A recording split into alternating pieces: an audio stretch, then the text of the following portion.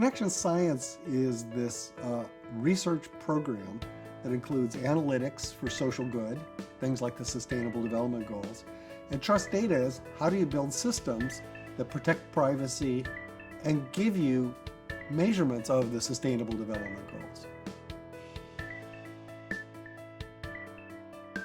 So Trust Data actually builds prototype software, and Connection Science has a sister effort which is doing the science needed to do that. So what we do is we build pre-standard software to help governments around the world and large companies to be able to handle their data in a way that protects privacy and is much more secure, much more transparent and accountable.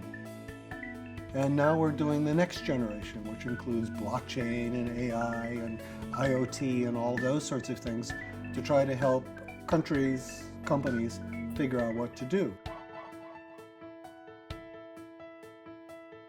So one of the things that's unique about Connection Science and Trust Data is that we're social scientists and statisticians and computer scientists. A signature project of ours is called Open Algorithms. So what this is a way of making sure that AI is applied to data in a way that it respects privacy, is interpretable, is auditable, and we build example software and develop new analytics methods that protect privacy and are far more secure than previous methods. So the thing that motivates the OPAL, Open Algorithms project, is that there's this explosion of data. There's data about everything, everywhere. And of course that's important to be able to make cell phones work and payment systems and track infectious diseases and make the traffic run on time. But it's very scary too. I started the discussion at Davos at the World Economic Forum to try and address this and figure out if there's a win-win-win solution. And that discussion, fortunately, turned into the European privacy law. So the privacy law gives people rights over their data.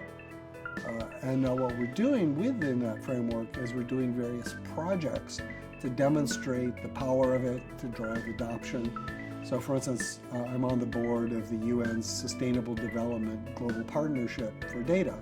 And through that, we're using this framework to try and map poverty, map inequality, map other things that are part of the Sustainable Development Goals around the world.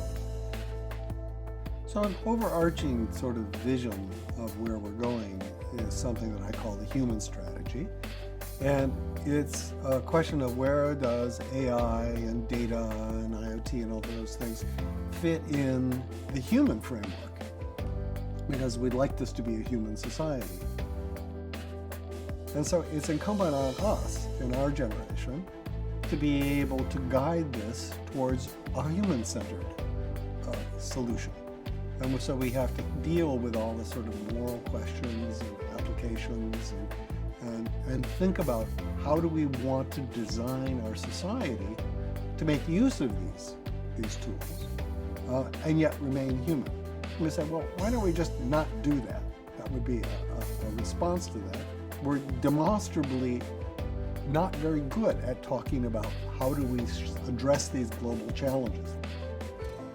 So we need better tools to do that. And, who's going to do that? Well, we all have to do it.